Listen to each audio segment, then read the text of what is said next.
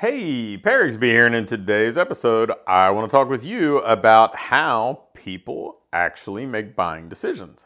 Let's get started. Welcome to the Fitness Business School podcast, the show for fitness business owners who want to grow their income, increase their impact, and improve their lifestyle. Be sure to listen till the end of this episode because we have a brand new special offer exclusive for listeners. So stay tuned. Whenever I get to talk with business owners about their conversion process, I'm always curious about how they think and how they operate, because I think that they almost have split personalities a lot of the time. I think that they have the salesperson, business owner personality where it's I expect the consumer to do the things that I want them to do in the order and on the timeline that I want them to do those things. And if they don't, then that's a flaw in the consumer. And then on the other side of the coin, when the business owner is in the kind of situation where they're the buyer or their prospective buyer, they behave like a normal prospective buyer. They make their decisions entirely different than in a different fashion than they would want their prospects to make decisions. And sometimes when I kind of throw the mirror up and point this out to people, they instantly get it and they kind of laugh and they start to change how they approach their conversion process. And sometimes it's the opposite. Sometimes they make excuses and they kind of argue the point and they say, well, it's not the same or something like that. But the reality is we're asking somebody to make a significant change, right? Make an important decision that is not a disposable decision, right? Like a disposable decision for me is, what are we going to have for dinner on Wednesday? By the time you get around to Thursday, unless you made an awful decision, it probably doesn't matter a whole lot. You're on to a new day, right? We're asking somebody to make a decision that is a significant and usually ongoing financial investment. We're asking them to basically commit future time, and not just today's time, but time in an ongoing fashion multiple times per week. So we're not talking about, hey, you have this one appointment once a month. It is, no, you need to come 2 or 3 times a week. And in most businesses' case, those sessions are 45 to 60 minutes. Yes, I know there are some people who do 30-minute sessions, and we did wonderfully with 30-minute sessions in one of our businesses. But, most are 45 to 60-minute sessions, not counting the time to get to the venue, to get home from the venue or back to work, and any other kind of added transition time into the normal day that might have had to happen if somebody needs to shower, to go back into the office or something like that. Plus, we're also asking people to rearrange their current schedule, because obviously the easiest thing for somebody to do is just keep doing what they're doing. So if you're saying, hey, come to this thing, that changes somebody's schedule. I know right now, I go to an appointment that I have on Thursday mornings that is at 6 a.m. And it changes the way that, we operate a little bit in the morning, because Alex gets on the bus at 7. And so any interaction or contribution I would have had to him getting out the door for school is all kind of pushed towards Holly. And frankly, it's not nearly as much now as it might have been when he was in elementary school. And, I probably had a little bit more, he was a little less independent and needed a little more help, and probably a little more challenging at that point. So there are all these variables, not to mention the self-image or psychological variables. Hey, I've done this before and I had a negative experience and I don't want to fail again, or I'm going to be embarrassed when I go there, or I'm not going to know anybody when I go there. All these hangups that might stand in somebody's way, I think that we don't acknowledge much of any of them, right? It is, well, when I say we, I would say that 90% of the business owners that I have this conversation with, the first time, they do not acknowledge or appreciate any of this stuff until we talk through it. They see the world through their lens, right? They say, well, we're delivering something valuable. The people who are here love it. The people who are here get good results. It's a good value for what people spend. Everybody should do this. This is an important part of people's lives. So they're seeing it that way, and they're not thinking about it through the other person's perspective.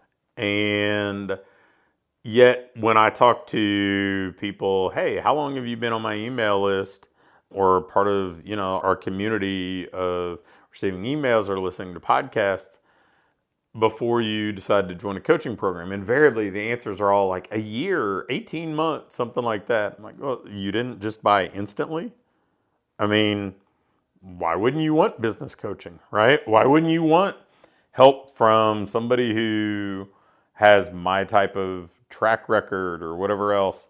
Don't you want the best for your family? Don't you want the best for your business? Don't you want to do things in a way that are sustainable over the long haul? I mean, that logic sounds great, but if that's not what the consumer's thinking, then it doesn't really matter. So when you are connecting with the prospect, we want to create an environment where it's easy for them to take the next step. I mean, I had somebody email me the other day and they told me that their way to get new clients was they posted like the transformations people they had worked with. I assume it just said transformations. People they had worked with achieved on TikTok or Instagram, and then they pointed people to an application to work together in the bio, and they didn't understand why that didn't work. And I said, well, I mean, have you ever bought anything that way? And I didn't hear any response back, but I don't think that most people, that's how they buy. I think that there are incremental steps, right? If I did see some sort of transformation somewhere and it piqued my curiosity, I might do a little bit of research. I might start to learn more about that person. I might try to learn more about their process, learn more about things beyond the highlight reel, and see what they do, how they do it. Are there any reviews that are a little bit more objective than the things that they want me to see? Is there a low-risk way to get involved with this person? There have been a couple instances where I've joined mastermind programs that were in excess of $30,000 annually. There's one program that's like $60,000 annually. And in all those cases, man, I had read their books. I had joined programs that were under $1,000. In some cases, bought stuff that was under $100 because, I wasn't going to take this massive leap without having some sort of experience. And I think we have to appreciate that. We have to understand that. And sometimes it breaks all the way down to, can I get people to take the next logical step? There's a reason why, if you read my email newsletter, I ask you to reply, and I give you the word to reply with most of the time, instead of sending you to a link and filling out a form or adding your name and scheduling something to a calendar link. Because I want you to be able to take the next simplest step to move towards where we're going. And that way we can connect and customize the experience for each individual person. So if it makes sense for them to go all the way to having a conversation or joining a program, we can work with them to kind of partner in that journey and be a guide. Not lead them, like just point them down a hallway and say, good luck, hope to find you at the end of the hallway. And, I understand that people think of that as qualifying, but it's a silly way to qualify because it has nothing to do with the actual experience. I want to qualify people based on desire, based on our ability to solve the problem, based on our congruence in understanding what needs to happen to solve the problem, not because they're willing to go fill out a Calendly link. Those two things are unrelated, not because they figured out how to click on a link in a bio and go fill out an application. No, I mean, it very much to me is a little bit like when I've written bunches of books, I'm an avid reader, but the reality is lots of people buy books because the promise of the title and the description of the book is it's going to help somebody solve a problem or achieve a goal. But people may not be readers, and reading is probably in some cases unrelated to them wanting to solve the problem or the things they need to do to solve the problem. So it took a while for me to accept that and say, look, if somebody gets my book, that doesn't mean, if they don't read the book, it doesn't mean that they're a bad candidate. It means that maybe reading is not the way to help them kind of execute the process. Maybe we have to coach them in a different format. So as you kind of think about your conversion process, understand that our objective is to make buying simpler for people, make the entire conversion process simpler, guiding them through every step, making it easy to go from one step to the next step to the next step, and understanding along that journey if they're actually a good fit, not making them jump through a bunch of irrelevant hoops that are unrelated to whether or not they would be a good fit. And then the second thing that I think we have to be cognizant of is if you want people to make impulsive decisions, you got to sell impulse buy stuff. And what most people in our industry sell, not impulse buy stuff. Like buying a bottle of supplements is an impulse buy, right? It's a consumable. It's something that it's just a very simple transaction. It's not a commitment. Asking somebody to come to your training program 3 days a week at 6 a.m., that's a commitment. So the sales cycle should be longer. There are more things involved in it. You need to understand that, appreciate that, and customize your conversion process to that, or else you're going to leave a lot of opportunity on the table. You're probably going to be frustrated with the results you get from anything that you do. And you're going to blame, my ad manager, they did a bad job, or these emails aren't working, when the reality is, you are expecting a 6-month sales cycle to take 6 hours. So if you want to get better results, that's how you need to think about conversions. Thanks for listening to this episode of the Fitness Business School. Before you go, I have a quick announcement.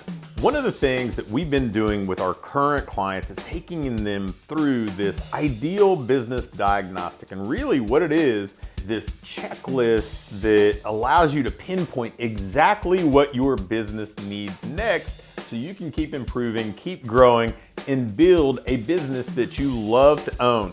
One that pays you well, one that allows you to have the impact you want to have, and one that allows you to have a lifestyle that you truly enjoy. In this diagnostic, we walk through everything and we do an evaluation and can instantly pinpoint what you need to do next to build that business that you want. I'm going to extend this opportunity to get on with either me or my team and take you through this evaluation and fix your business's most vital needs fast. So if we take you through this, you're going to be able to make those vital changes that you need to finally have what I call your ideal business. If you'd be interested in going through this entirely free, risk-free diagnostic with us and learn what you already have in place, what you're doing well, and where your greatest opportunities for rapid improvement are, just shoot me an email with diagnostic in the subject line to pat@patrigsby.com. Again, an email to pat@patrigsby.com with diagnostic in the subject line We'll get you scheduled and take you through this evaluation to help you build the business you want.